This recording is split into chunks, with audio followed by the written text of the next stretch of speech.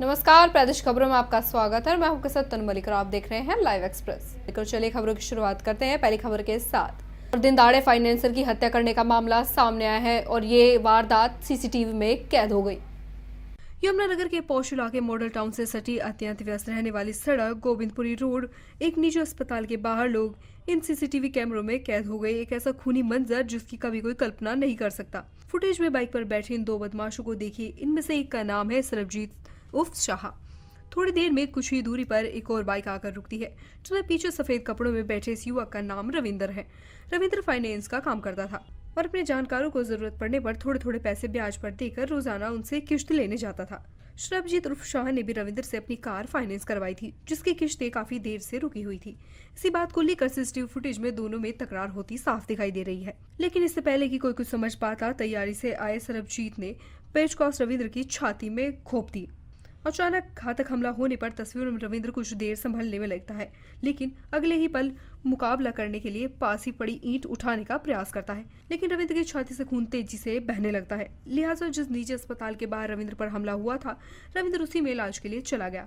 सीने में तेजी से फूट रही खून की फुहार को अपने हाथों से रोकने की कोशिश करते हुए फाइनेंसर रविंद्र की ये तस्वीरें अस्पताल के भीतर लगे सीसीटीवी कैमरे में कैद हो गई। करीब 2 मिनट तक रविंद्र अस्पताल के सभी कमरों में तेजी से घूमता रहा। डॉक्टरों के आगे खुद को बचाने की गुहार लगाता रहा, लेकिन जब तक डॉक्टर को समझ पाते, रविंद्र अचानक जमीन पर गिर गया और पूरे 2 मिनट में उसने दम तोड़ दिया। यमुनानगर से परमिंदर सिंह की रिपोर्ट। प्रदेश सरकार द्वारा हरियाणा में नई रोडवेज पॉलिसी के अनुसार प्राइवेट व्यक्ति की बस और चालक लाने की योजना का अब रोडवेज कर्मचारियों ने खुलकर विरोध करना शुरू कर दिया है। और रोडवेज कर्मचारियों का कहना है कि यदि सरकार ने नई पॉलिसी लाने की जिद की तो रोडवेज कर्मचारी और सरकार आमने सामने होंगे।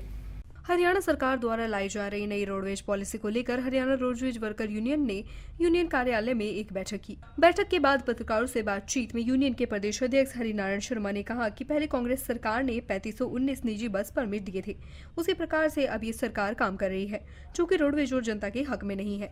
उन्होंने कहा कि पहले पंजाब में भी प्रति किलोमीटर स्कीम लागू की थी और आज पंजाब में रोडवेज खत्म हो चुकी है। वहां पर आज केवल निजी ऑपरेटर का ही वर्चस्व है। उन्होंने बताया कि सरकार ने इस साल के अंत तक 5100 बसें देने की बात कही थी, लेकिन आज भी केवल 3800 बसें ही हैं। ये जो गवर्नमेंट नई पॉलिसी लाई है प्राइवेट की, पहले 3519 की कांग्रेस गवर्नमेंट लाई थी, सेम वही पॉलिसी ये है। इसमें ये कोई रोडवेज या जनता के हक में नहीं है, क्योंकि इससे पहले हमारे साथ लगते पंजाब के अंदर ये किलोमीटर स्कीम की पॉलिसी ऑलरेडी पंजाब सरकार ने अडोप्ट की हुई है और उसके रिजल्ट आपके सामने है कि वहाँ पर जो पंजाब की रोडवेज है वो खत्म हो चुकी है बेकायदा और वहाँ प्राइवेट का ही अस्तित्व बरकरार है। तो इसीलिए हम कहते हैं कि जब सरकार पब्लिक को अच्छी सुविधा देने की बात करती है तो वो तो केवल गवर्नमेंट बसों से ही दी जा सकती है। और हम सरकार से वार्ता भी हुई थी, सरकार ने ये माना भी था कि हम जल्दी 5100 बसों का तो इस वर्ष कहा था सरकार ने देने के लिए, लेकिन अभी भी हमारे पास केवल 3800 बसें हैं। 5100 बसें अगर जहाँ करें वो इस वर्ष और हर साल 1000 बसें दे दी जाएं तो एक तो उससे नवयुवकों को रोजगार मिलेगा और दूसरा जो है पब्लिक को अच्छी सुविधा जो दे पाएगी वो केवल रोडवेज दे पाएगी। तो इसलिए ये जो पॉलिसी आ रही है ये एक मीठा जहर है। आहिस्ता आहिस्ता धीरे धीरे रोडवेज समाप्ति की तरफ जाएगा। फिर इसमें मतलब एक पूंजीपति या एक आदमी का वर्चस्व कायम करने के लिए सरकार इस प्रकार की प्लानिंग लेकर के आ रही है।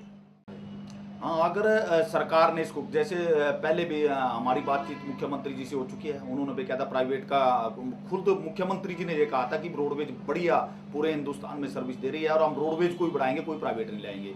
लेकिन ये थोड़ा सा इसको घुमा फिरा करके वहीं पर ला दीजिए स्कीम, किलोमीटर स्कीम। इसलिए हम जो यूनियन हैं इसका टोटली रोडवेज का कर्मचारी भी और जनता भी, जैसे हमने पहले विरोध किया, लगातार इसका विरोध करेंगे। किसी भी कीमत पर हम प्राइवेट नहीं सरकारी गाड़ी लाइए, जो सरकार का वादा है, जो सरकार ने मैनिफेस्टो में भी दिया था अपनी, उसके अनुसार गवर्नमेंट की गाड़ियां बढ़ाएं तो हम उसके लिए वेलकम करेंगे। और अगर सरकार इस प्रकार से जबरदस्ती लेने का प्रयास करेगी तो उसके खिलाफ बिल्कुल जोरदार आंदोलन चलाया जाएगा। शर्मा जी, क्या रोडवेज नुकसान में जा रही है?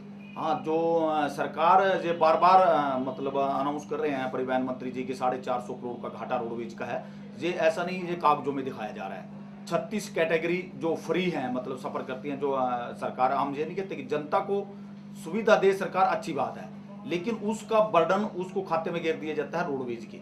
अब एक मैक्सी कैब वाला, एक प्राइवेट बस जो आज हमारे रोडवेज में प्राइवेट बसें चल रही हैं इतने सालों से, वो एक बस वाला मालिक आज घाटे में नहीं है, तो ये 3800 बस वाला घाटे में कैसे हो सकता है? मतलब ये असंभव सी बात है। मतलब इस प्रकार की जो सरकार बात कर रही है, घाटे में नहीं बल्कि हम पूरे लगभग अगर हम 500 करोड़ रुपए सालाना, ये मेरे आंकड़े नहीं सरकार के आंकड़े, 500 करोड़ रुपए सालाना हम सब्सिडी दे रहे हैं जनता को, जो इस खाते में नहीं जोड़ी जाती है। अगर इस खाते में जोड़ दी जाती है, जहां तक कि अगर टैक्स हम फ्री सफर की कैटेगरी की भी बाहर निकाल दें, जो हम टैक्स सरकार को पे कर रहे हैं कि जो वो भी तो हमारे खजाने से जा रहा है। अगर टैक्स को हमारे बीच में जब कांग्रेस की सरकार थी, वित्त मंत्री चौधरी वीरेंद्र सिंह जी थे, उन्होंने बेकायदा टैक्स को हमारे इसमें जोड़ा था कि ये इनकम में आना चाहिए, और वो 4 महीने इनकम में आया था तो हम करोड़ों रुपए के लाभ में गए थे।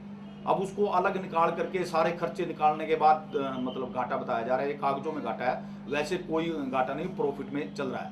और जहां तक बात अगर आप घाटे की कर रहे हैं, 450 करोड़ मान भी लिए जाए एक मिनट के लिए कि सरकार की मान लें हम कि 450 करोड़ रुपए का घाटा है, लेकिन देखिए जब बिजली बोर्ड का निजीकरण किया था उस समय 500 करोड़ का घाटा था। सरकार के आंकड़े पिछले सरकार के उठा लीजिए, लेकिन प्राइवेट होने के बाद आज 30,000 करोड़ रुपए का घाटा बिजली बोर्ड का, सरकार के आंकड़े हैं, हमारे आंकड़े नहीं है ये।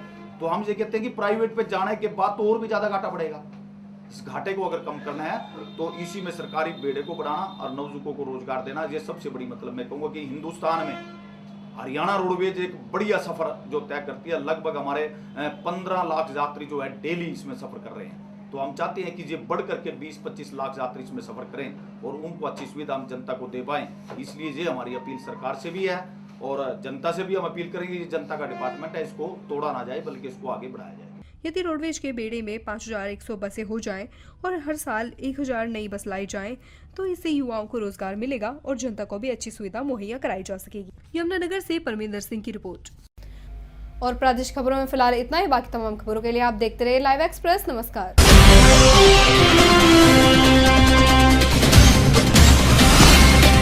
ये है लाइव न्यूज नेटवर्क और आप देख रहे हैं लाइव एक्सप्रेस 24/7 ऑनलाइन चैनल।